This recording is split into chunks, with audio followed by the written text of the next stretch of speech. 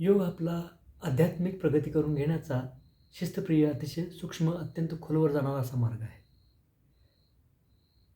असा उल्लेख ऋग्वेदामध्ये केलेला आहे. सिंधू सरस्वती खोऱ्यातील शिळावर योगिक क्रिया करणारे, साधना करणारे आणि याचे अवशेष सापडलेले आहेत. त्या अवशेषावरून आपल्याला लक्षात येते की योग हा खूप प्राचीन काळापासून चालत आलेला आहे.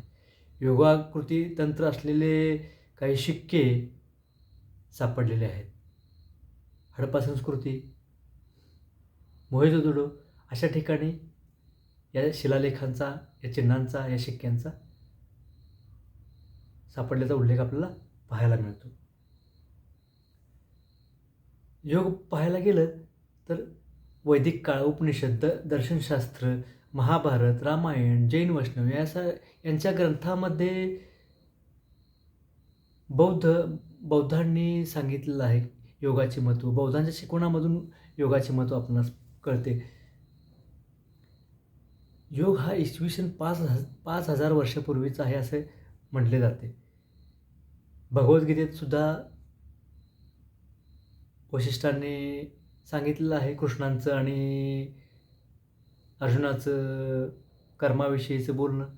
त्याचप्रमाणे जैन धर्मातील महावीर त्यांचं पंचवृत्त, त्यानंतर बुद्धांचे अष्टपट, आठपट, भगवद्गीतेतील ज्ञान, भक्ती, कर्म, सर्वबुद्ध राजयोग यातून योगाची अनुभूती होते. तसेच पतंजली योगसूत्रातील अष्टांग म्हणजेच 8 अंग, त्याचप्रमाणे ब्रह्मविद्या योगविद्येतील ब्रह्मयोग, राजयोग आणि कर्मयोग यातून योगाची उत्पत्ती आपणास लक्षात येते. साधारणपणे योग हा 5,000 ते 10,000 वर्षापूर्वीचा आहे असे मानले जाते. योग हा 4 कालखंडामध्ये विभागला आहे, तो खालीलप्रमाणे. एक म्हणजे वैदिक काळ, दुसरा पूर्वशास्त्रीय काळ, तिसरा शास्त्रीय काळ आणि चौथा आधुनिक योग. अशा 4 कालखंडामध्ये योगाचे वर्णन आपणास पाहायला मिळते. योगाच्या काही व्याख्या आहेत. योग कर्मसु कौशल्यम म्हणजेच कर्मामध्ये कौशल्य दाखवणे म्हणजे योग होय. योग म्हणजे कर्मातले कौशल्य विवेकपूर्ण बुद्धीने, दक्षतेने आणि समत्व बुद्धीने केलेले कर्म म्हणजेच योग होय. यासाठी भगवद्गीतेतील श्रीकृष्णांनी ध्यानयोग, ज्ञानयोग, भक्तियोग, कर्मयोग सांगितलं आहे. ऋग्वेदामध्ये मनसा ध्यायसे उपतिष्ठसे या सूक्तात ध्यान धरण्याची संकल्पना आढळते. मनाचे नियंत्रण, विचारांची एकाग्रता हे योगाचे मूलतत्व आहे. कठोपनिषद ता योगमती मान्यते स्थिरम इंद्रियधारणम.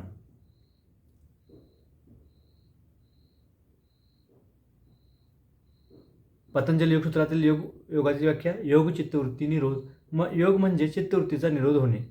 चित्त म्हणजे मन, बुद्धी, अहंकार आणि स्मृती याचा समुच्चय.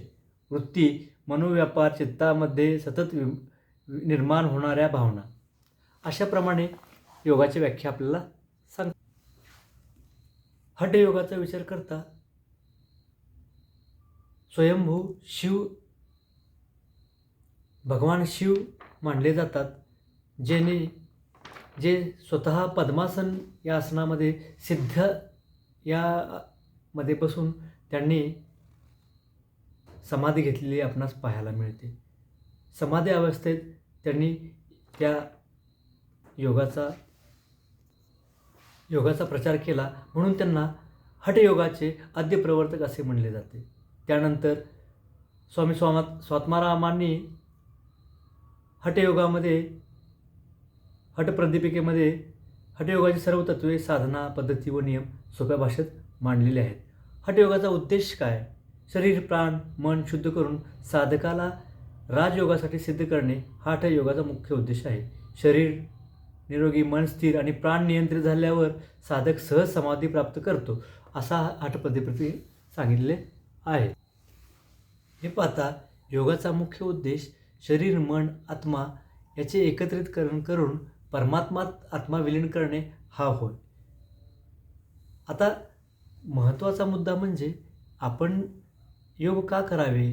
आता पाहायला गेलं की माणसाच्या या दैनंदिन जीवनाच्या गरजा पाहता तो खूप तणावामध्ये आहे. शारीरिक व्याधी त्यांना जडलेल्या आहेत. त्यानंतर या शारीरिक व्याधीमुळे तो ग्रस्त आहे. जर आता पाहायला गेलं की वर्ल्ड हेल्थ ऑर्गनायझेशनच्या नुसार भारताचा ओबेसिटीचा रेट आणि बी पी, हाय बी पी, लो बी पीचा रेट खूप वाढलेला आहे. तर या सर्व गोष्टी होण्याचे कारण काय? तर मनुष्याला येणारा अतिरेक ताण. हा ताण कशामुळे येतो? तर मनुष्याला पडलेली चिंता, सुख-दुःख, त्याला हव्यासापोटी असलेली हव्यास असणे, एखाद्या गोष्टीचं पाठपुरावा करण्याच्या काही जिद्द, चिकाटी यामुळे माणसाला ह्या सगळ्या गोष्टीचा ताणतणाव वाढलेला आहे. आता अलीकडील काळात कम्प्युटर, मोबाईल हे नवीन-नवीन उपकरणे यामुळे माणसाच्या हालचाली कमी होऊन माणूस हा बैठे काम जास्तीत जास्त करत आहे. त्यामुळे माणसाला काही गोष्टी करण्याजोगे राहिलेले नाही. त्यामुळे अनेक आजार जडत आहेत आणि मनुष्य हा आजाराला बळी पडत आहे. तर अ,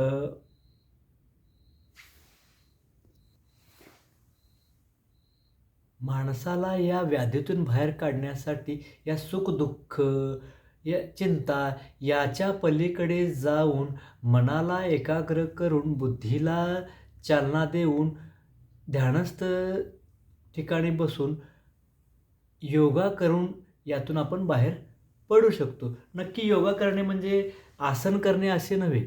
म्हणजे आपण पाहायला गेलं की योगा म्हटलं की आसन करणे हा एवढा एकच पार्ट आपल्याला लक्षात येतो. पण योगा करणे म्हणजे नुसतं आसन करणे असं नाही.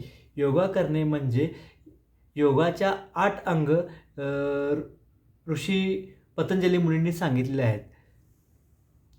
यम, नियम, आसन,